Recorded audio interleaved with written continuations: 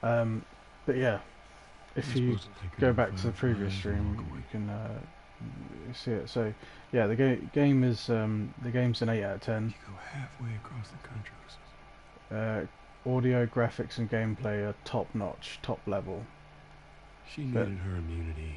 It means something. the story fucking sucks. I have to be honest with the story, guys. It's fucking weird. Um,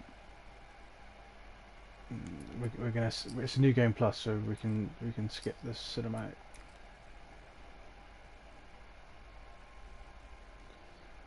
Yeah, the new game. The story is just weird. So I'll put it down to one pivotal moment, I think, um, and that's where Joel gets killed. Is you kind of really detach from the game because you're not really invested in. I was never really invested in Ellie. I'm sorry, but um, it's not a particularly awesome character or anything like that. And there's another character which the game forces you to play, um, called Abby, who is I think transgender um, antagonist or protagonist. I don't really know at this point, but let's just pause it there because that guitar's a bit loud. Um, we'll do it. We'll wrap up the review quick, and then I'll just hop into gameplay. Um, yeah, the game forces you to play this transgender. I'm not sure if it's. I think it must be a guy. It must be a male transitioning into a female or something. Um, because she's fucking jacked. Like, what the fuck is like? It's ridiculous. I just if you look on Google and type in female bodybuilders, none of them look natural female bodybuilders.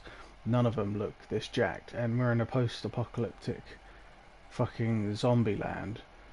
And you're telling me that even if this chick weight trains 7 hours a day, which is she doesn't explain that, doesn't say that she does that. I'm just putting it far like I'm trying to like devil's advocate here. Even if this chick worked out 7 hours a day, she would not be that fucking jacked. Are you ridiculous? That's definitely a transgender transitioning or some weird shit going on there. I don't know. Anyway, um, for some reason the game the director of the game thought it would be a good idea for you to play this character who murders Joel in like the first 3 hours. Well, it depends how if you're exploring and stuff like that. But like the first two to 3 hours of the game, um, this little segment here is the only time you get to play as as Joel is walking your old horse. So I'm gonna savor this moment because this is the only fucking Joel gameplay you get. Um, okay, so with that out of the room, so obviously that was the nothing. That wasn't the dev's fault or the designer's fault or any of the team. That was obviously a director decision, and so some CEO or some boss like very similar to Kathleen Kennedy or something has sat down with Naughty Dog and said, right, you need to implement this character. Um, because there's so many different ways they could have went around the story with this game, and it would have been a lot more invested. Like if they killed off Tommy, perhaps, and then I didn't mind playing as Ellie. I didn't mind playing Ellie at all, but I just wasn't invested as Joel. But if you killed off Tommy and have Joel go out and go out for revenge and hunt down Abby, and then Ellie pursue go in Joel's footprints and see the carnage that Joel's caused on the wolves, then yeah, that would have been a bit more interesting. And then maybe at the end, you know, maybe at the end of the story you get revenge, and then a bunch of helicopters turn up, you know, and or whatever. That would be like, I think, a bit more interesting. Yeah, it might be cliche, but the story we got was fucking weird, man. Weird the way they went around it.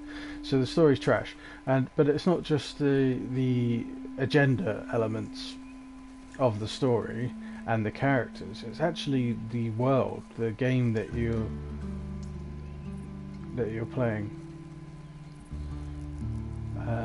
Oh mate, I might just sit here and enjoy the view while we do the review. So yeah, so it's not just that character, that particular character Abby, who is not likable. It's a very unlikable character from the get go.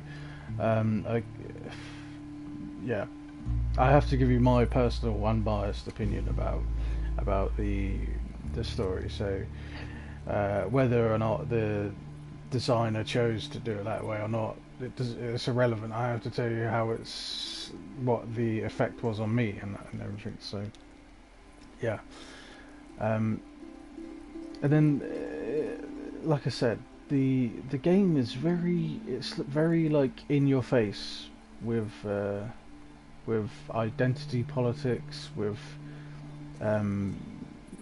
orientation issues and stuff like that. That's so like, it's so irrelevant in video gaming, in the video gaming industry. Why is this stuff being like forced into our games? I don't understand. So there's a bit in the game I didn't really. You see it on my gameplay live stream a couple of days ago, and there's a bit in the game where you're exploring this a part of Seattle, and you go into I thought it was a mosque, but it's not. You go into something called a synagogue, which is like a Jewish church. You go into the synagogue, and the game fucking forces you to explore this synagogue and go through all the lore of this synagogue. And it's like, what's going on here? It was like, it really felt like, wait, what the fuck's going on?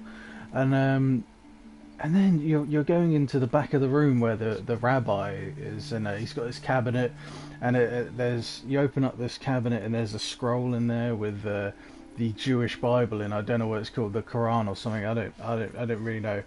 I don't really care. That's the thing. But I could see what was happening, what was unfolding in front of me. For some reason, they thought it would be. For some reason, they thought it would be an interesting concept to implement this in the game. Nothing to do with agenda at all, and anti-Semitism and stuff like that. So they put this thing in the game. They forced me to explore it and learn about it, because there's another strong ethnic diverse female character in the game that will explain everything about the synagogue to you, and about the Jewish Bible book thing. Okay, and so that all wraps up, and then we're in this office, and I leave that, and then I make a Molotov. And I just wanted to test it out. I wanted to see, would the game let me throw a Molotov at this particular cabinet with the literature in a post-apocalyptic zombie world? Would the game, the devs, let me throw a Molotov there?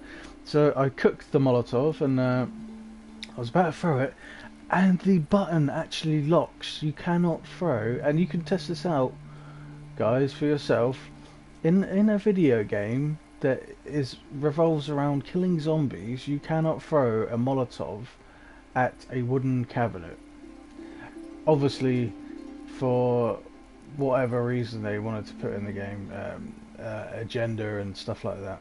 And then I took my pistol out in the game, and I looked at the pictures on the walls, and they had all these rabbis on the walls. So I looked at I aimed my pistol at the rabbi on the wall just to get a better look, not to shoot, obviously. And then I realised it. I just wanted to test it out and see if I could shoot the rabbi picture, a photo, in a video game on the wall.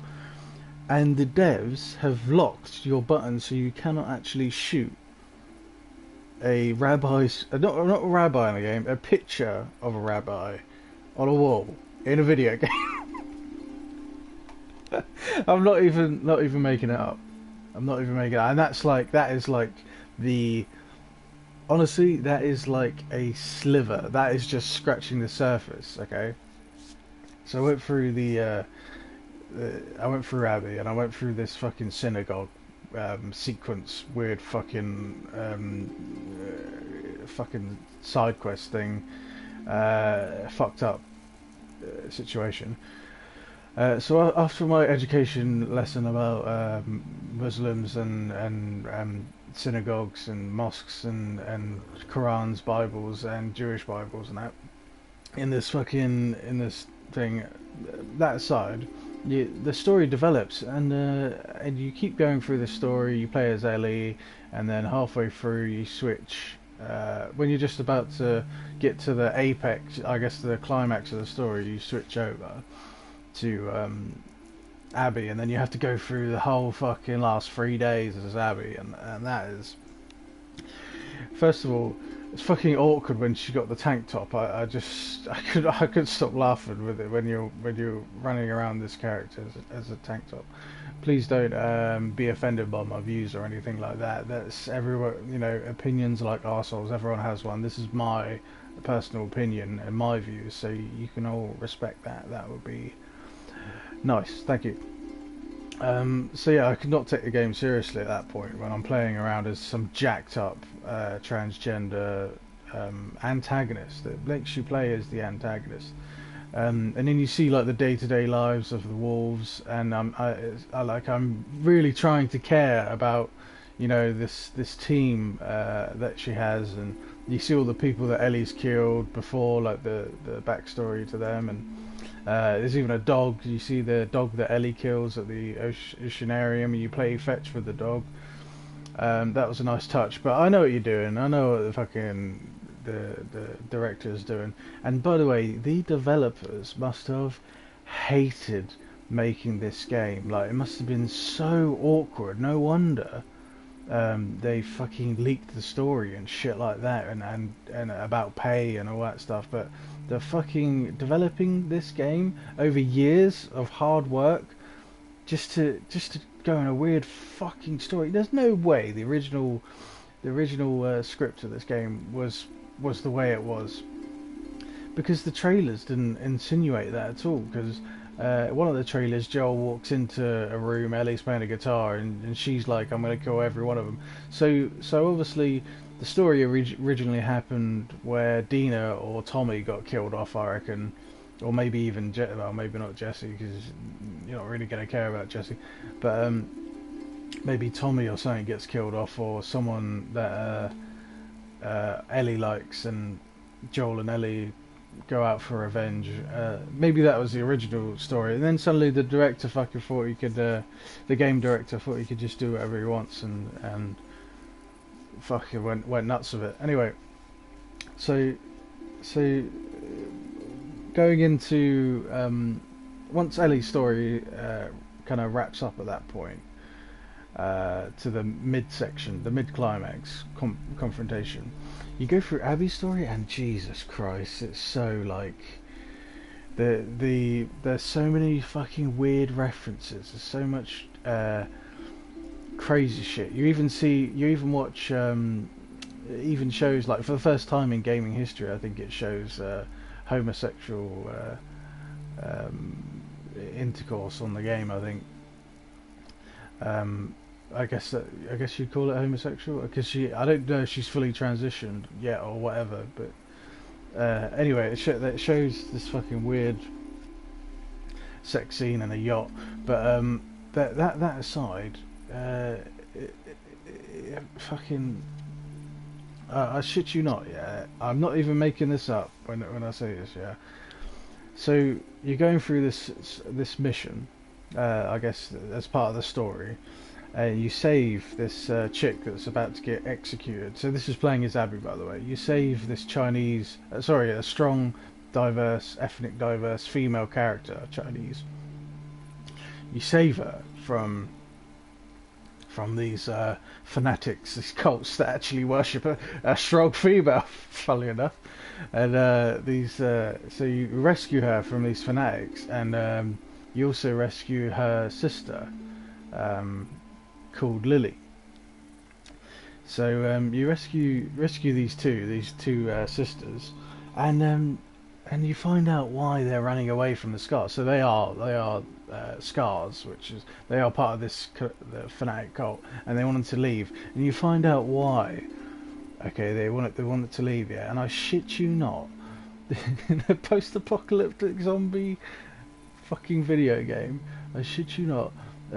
Okay, the sister to this Tara or something, I can't remember. The characters are so forgettable, I can't remember. So the sister of this strong, diverse female character doesn't identify as her sister. You ready for this? Yeah. She identifies as a he, and shaved her head and thinks she's a boy or some shit.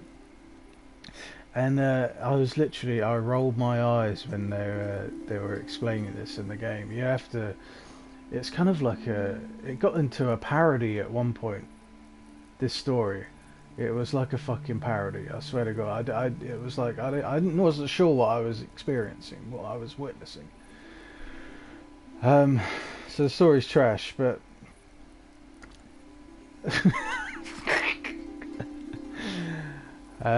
yeah. So this fucking anyway, you go around. You have to save these two, and it all gets fucked up. Ellie ends up killing all of Abby's friends. And it shows the trials and tribulations of Abby and Ellie, and shows this both sides, and people both getting revenge in their own way. I don't know how so Tommy survives, which is probably the only white male character that in the game that survives, and he gets stabbed in the back, right in the kidney, and he gets shot in the back, and he still survives somehow. And he's got a fucked up face at the end of the game, but the strong male, ethnic diverse male character Jesse, which is the Asian guy, he gets blapped, and it's like insta blapping. Like it's a bit like not The Walking Dead, but it's a bit like Game of Thrones, where they just suddenly kill off people like bam, like they're dead, and it's like, okay. I was just getting to know this forgettable, uninteresting character, and now you've killed him off. So you kind of remove any of that incentive in the first place. I'm not going to play through this game again, by the way. I was just thought I'd start a new game plus and see what's going on, but yeah, because I don't have the energy to fucking play through it. Right, those are the key points and issues that really fucking bothered me, that really pulled me out of the immersion of the game, which is what the developers and the designer, and I assume the director, were trying to do, is make you immersed in the game. If you throw in all this weird agenda and identity politics, this LBGT transgender bullshit into a fucking video game, because you know what your target audience of video gamers are? They're intelligent people. They don't give a fuck about race or fucking gender or shit like that. They just want the fucking planet to hurry up and get advanced enough to be a type 1 civilization. We don't give a fuck about your fucking bullshit views or shit that you want to put into the game. We just want to fucking be detached from this world. So when you try and put all the issues and shit like that from the real world into a video game, there's no escapism, okay? There's no fucking, it's just like, oh, here we go again. First it was like on social media, now it's in our movies with The Last Jedi and shit like that, and now we got it in our fucking video games. You know how fucking depressing that is? Drunkman, whatever the fucking director is, Naughty Dog. Like, no offense to Naughty Dog. Naughty Dog, amazing developers. It's just they got dealt a shit hand, and they had to basically make the best they could with what the direction the game director wanted to go. Naughty Dog have made some incredible games, but and this is I have to say this is an incredible game, but the story is just fucking trash. It actually has fucked up the game, literally. I would give this game a 10 out of 10.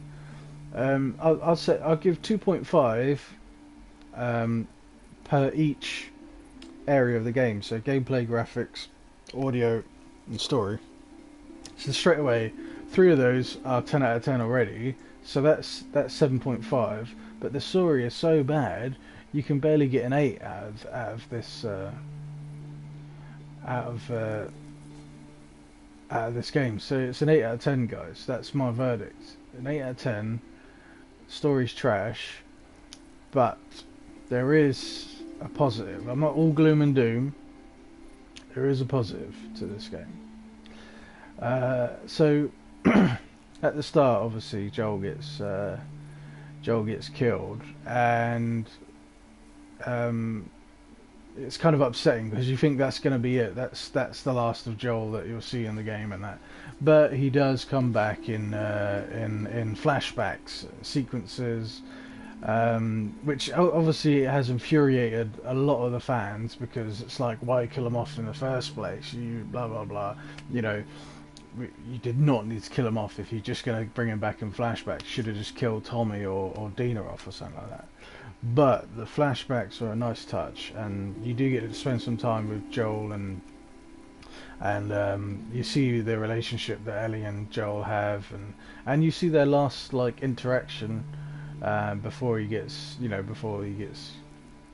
golf clubbed by a fucking jack transgender. Anyway, it's very infuriating. But the flashbacks are a nice touch, and they do try and heal the damage the story has done. And I maybe just a hunch, but I'm thinking the flashbacks for maybe added the last like 4 months of development. They were like, holy shit, we got to put more Joel in here. How can we do this? And the flashbacks aren't cutscenes; they're proper gameplay segments. Not, I'd say proper, but they're sequences where, you're doing like day-to-day life with Joel and Ellie and how they would interact before. Even you have a day out with Tommy as well, and he teaches you how to snipe as well. And he's got some fucking overpowered sniper rifle as well. It's ridiculous. So they're a nice touch. But the parts of the game where you're playing as Abby, the transgender, honestly, I didn't enjoy. The gameplay was really good, and the graphics and everything was fine. It's just I had no investment in the character. It was very sad. It was very, very sad. So when Joel gets killed off, I lost that initial investment, and then when you stop playing as Ellie, then you have 0 investment, and then you actually end up fighting Ellie. You play it as such a it's fucking ridiculous. So you play as a strong male trans character. I don't know. You're fighting a strong female character, and it forces you to beat up Ellie. And it's like, what the fuck was the game developer thinking? Well, is it something we've seen before? No. Is it something we wanted? No. Is it something different? Yes. So, well, what's the option? Either you hate this game with a passion, or the game is mediocre, and because look, if you took the game and you swapped out Abby's character for just some generic antagonist, and you didn't let you play as Abby. If you looked at the game and the story, then it's about 15 hours, give or take. And plus with the flashbacks of Joel, that in itself would have been okay. Just a simple revenge story, killed off Abby, and then that would be it. But no, they had to do some weird shit and then make you play through as Abby, and then you don't even get to kill her at the end. She fucking gets away. I can't believe it. So fucking infuriating. And it teaches you the melancholy of revenge and how pointless it is. Yeah, like, you didn't know that already. Fucking hell. Like, behave. It's 2020. I think the game was trying to be like one of those like No Country for Old Men, kind of one of those movies, and it's just, it doesn't work when you try and put in really like radical leftist agenda and views into the game. It just doesn't work. Anyway, that's my hot take as a 28-year-old straight white male gamer. Take it as you will. But yeah, it sounded like I was wrapping up, but I'm actually going to play the game now. So yeah, that's my review, guys. Let's and we can still discuss elements of the game if you really want to. But yeah, I'm just going to enjoy this first little open segment. I'm actually going to go play something else after this. Yeah. Yeah, so 8 out of 10, guys.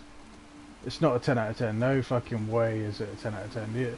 No, it's not worthy of that title.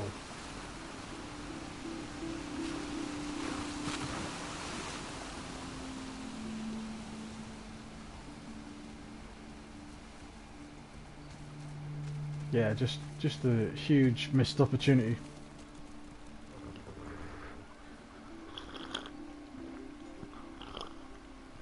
Hey, I'm just having a coffee quick. Oh,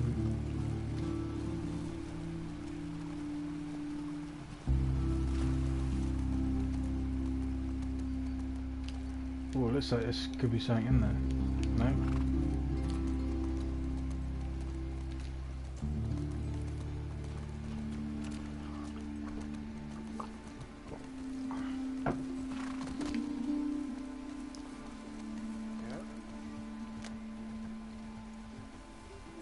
Yeah, the story's trash, but the game is incredible. It's an incredible game, but the story is absolute dog shit.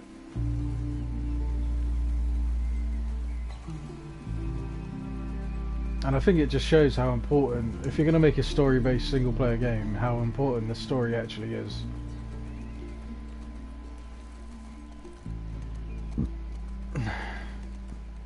Yeah.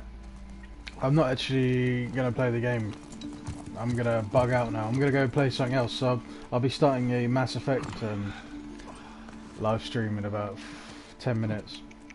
It's okay. Just going to wrap this up quick. You go on. Sure. So yeah, thanks for watching, guys. Hope you enjoyed my review, and I'll see you next time. Safe.